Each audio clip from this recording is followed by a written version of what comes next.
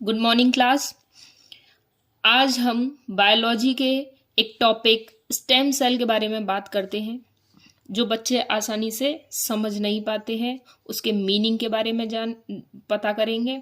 उसके सोर्सेज कहाँ कहाँ से हम स्टेम सेल्स को प्राप्त कर सकते हैं उसके बारे में जानेंगे। स्टेम सेल्स के यूजेस क्या क्या हो सकते हैं उनके बारे में जानेंगे और उनके अदर फैक्ट्स के बारे में जानेंगे। जिन्होंने मेरे चैनल को सब्सक्राइब नहीं किया है वो सब्सक्राइब करें, क्लास को लाइक करें और शेयर करें। आइए अब हम बात करते हैं स्टेम सेल्स के बारे में।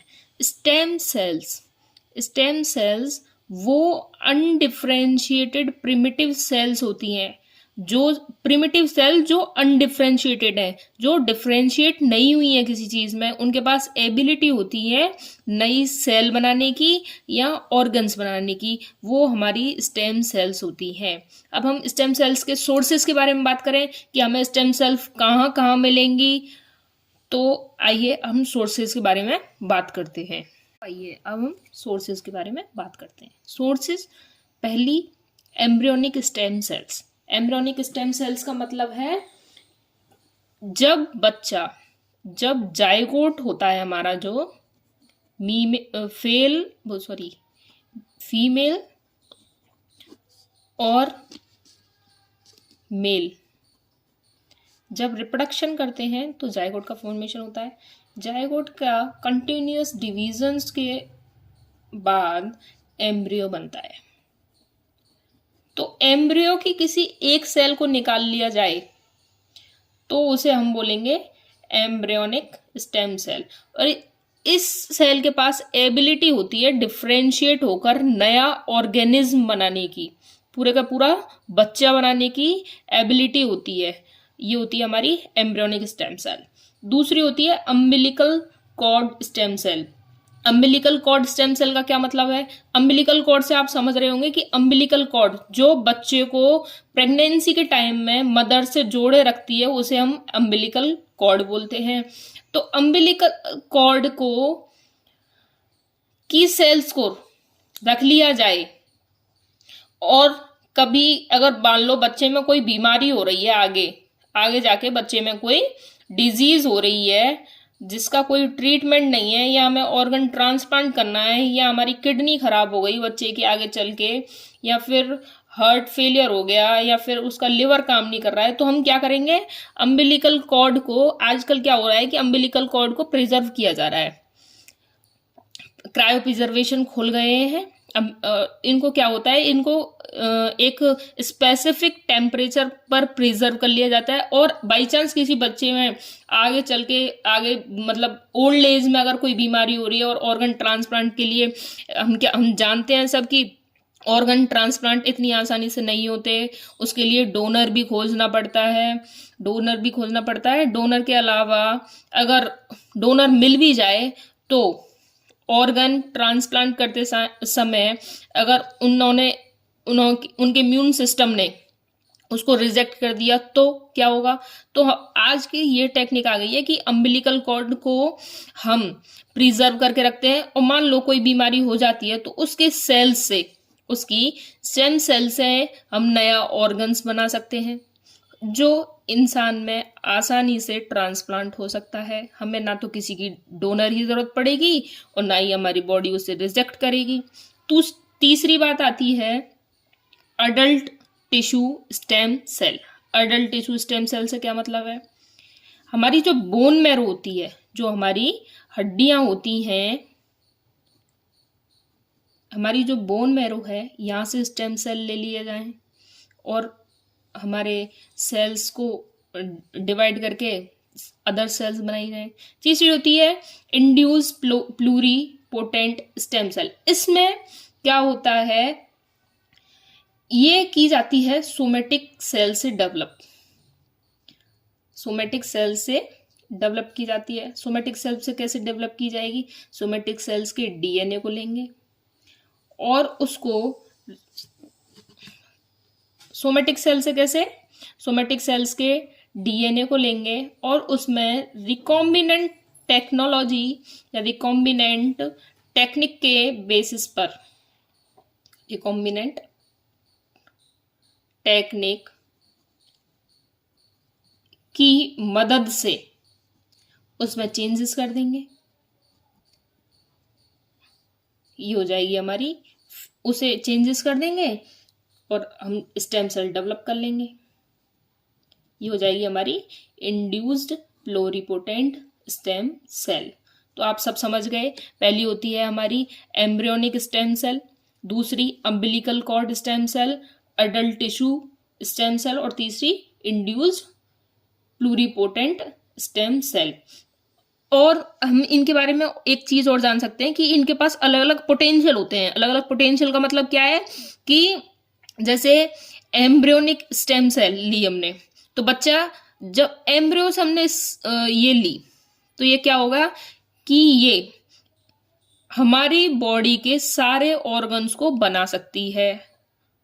सारे ऑर्गन्स मतलब टोटल, जो बॉडी के टोटल ऑर्गन्स हैं उनको बना सकती हैं हम इस स्टेम सेल की मदद से, एम्ब्रियोनिक स्टेम सेल की मदद से। तो इसका क्या फायदा, अब हमें ये पता है कि हम सारी बॉडी ऑर्गन्स इसके बेसिस पे बना सकते हैं, तो हम इसका पोटेंशियल, ये इसका एक स्पेसिफिक पोटेंशियल होगा जो टोटल बॉडी ऑर्गन्स बना सकती है, प्लस पोटेंशियल को अगर हम जोड़ें तो यहां से हमें एक वर्ड निकलेगा जैसे हम बोलते हैं टोटी पोटेंट। तो अब नया शब्द आ गया हमारे सामने, टोटी पोटेंट। टोटी पोटेंट सेल, अगर आपके सामने कोई शब्द आ रहा है टोटी पोटेंट सेल, तो वो सेल है जो हमारे बॉडी के सब ऑर्गन्स को बना सकती है। उसके पास एबिलिटी है कि हमारी बॉडी के सारे ऑर्गन्स को बना ले। लेकिन हमारी अम्बिलिकल कॉर्ड स्टेम सेल के बारे में अगर हम बात करें तो इसका पोटेंशियल कैसा है, इसका पोटेंशियल कैसा है, इसका पोटेंशियल मतलब कि ये अम्बिलिकल कॉर्ड है, एम्ब्रियो इससे पहले बन चुका है, एम्ब्रियो को छोड़ के सारे ऑर्गन्स बना सकती है अम्बिलिकल कॉर्ड स्टेम सेल। तो इसको हम क्या बोल देंगे, प्लूरी पोटेंट सेल, जो बहुत सारे ऑर्गन तो बना सकती है लेकिन इससे तो कम ही बनाएगी। इसका प्लूरी का मतलब बहुत सारे। तीसरी बात आती है अडल्ट टिश्यू स्टेम सेल, इसका पोटेंशियल कैसा है, इसका पोटेंशियल है मल्टी पोटेंट सेल, इसको हम बोल देंगे मल्टी पोटेंट सेल। ये हमारे सारे ऑर्गन्स को तो नहीं लेकिन कुछ ऑर्गन्स को जरूर बना सकेगी। चौथा आती है हमारी इंड्यूस्ड प्लूरिपोटेंट स्टेम सेल।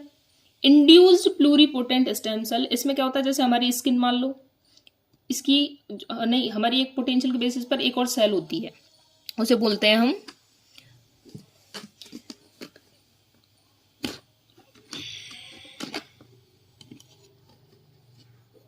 बात करते हैं uses of stem cell. Uses of stem cell, पहला, study of stem cell can help in better understanding of human body development, ये गलत लिख रहा है मेरे में, and can prevent congenital disease. तो इसकी हेल्प से हम क्या कर सकते हैं, स्टेम सेल की हेल्प से हम बॉडी जो डेवलपमेंट हो रही है, हमारी ह्यूमन बॉडी जो डेवलपमेंट होता है उसकी बेटर अंडरस्टैंडिंग समझ सकते हैं। और दूसरे, हम जो कॉन्जेनाइटल डिजीज, मान लो बच्चे में पैदा होते टाइम कोई बीमारियां हो रही हैं तो हम उनके बारे में जान सकते हैं कि किस वजह से उनमें ये बीमारियां हो रही हैं। दूसरी बात करते हैं हम, fractured tissue can be replaced by stem cell. अगर हमारी बॉडी में फ्रैक्चर हो जाए किसी टिश्यू में तो हम उनको रिप्लेस कर सकते हैं स्टेम सेल की हेल्प से। तीसरी बात करते हैं हम, stem cell are used to develop artificial organ which can be used in organ transplant. अभी बात की थी हमने, स्टेम सेल्स की हेल्प से हम आर्टिफिशियल ऑर्गन्स बना सकते हैं जो ऑर्गन ट्रांसप्लांट के समय काम आ सके। स्टेम सेल, और ये 3D और 5D प्रिंटिंग होने लग गई है, 3D और 5D प्रिंटिंग के हेल्प से हम नए आर्टिफिशियल ऑर्गन्स बना सकते हैं जो ट्रांसप्लांट के लिए हेल्पफुल हों। चौथी बात करते हैं हम, new medicines can be new medicine can be trialed on tissues and organs developed by stem cell। जैसे क्या होता है कि पहले ऐसा हुआ करता था कि हम दवाई बना रहे हैं कोई भी, तो उनको ट्रायल करने के लिए या तो माउस के ऊपर किया जाता था या मंकीज के ऊपर किया जाता था या फिर ऐसे लोगों के ऊपर किया जाता था जो मतलब जिनकी कंडीशन बहुत ज़्यादा खराब है, बहुत ज़्यादा बीमार लोग हैं और उनकी कोई आशंका नहीं है कि वो बचेंगे या नहीं बचेंगे। तो उनके जो घर वाले होते थे उनसे बात कर ली जाती थी और उनके ऊपर ये ट्रायल किया जाता था, जो कि ये बहुत गलत था। तो अब हम क्या कर सकते हैं, स्टेम सेल की मदद से हम न्यू ऑर्गन्स बनाएं और उनके ऊपर ट्रायल कर लें नई मेडिसिन्स का। बात करते हैं अदर फैक्ट्स के बारे में। Other facts, first stem cell bank in India was established by Cryosol company. Cryosol company ने first stem cell bank India में एस्टेब्लिश की है। दूसरी बात करते हैं हम umbilical cord stem cell bank, umbilical cord stem cell bank और public stem cell bank AIIMS Delhi में एस्टेब्लिश्ड हो चुकी हैं। तीसरी, India is the third country after UK and South Korea which has established umbilical stem cell bank. UK और South Korea के बाद तीसरे नंबर पर इंडिया है जिन्होंने अम्बिलिकल स्टेम सेल बैंक को एस्टेब्लिश कर लिया है। Thank you. आप सबको अगर ये समझ में आया हो और अच्छा लगा हो तो चैनल को लाइक करें, सब्सक्राइब करें। Thank you and bye.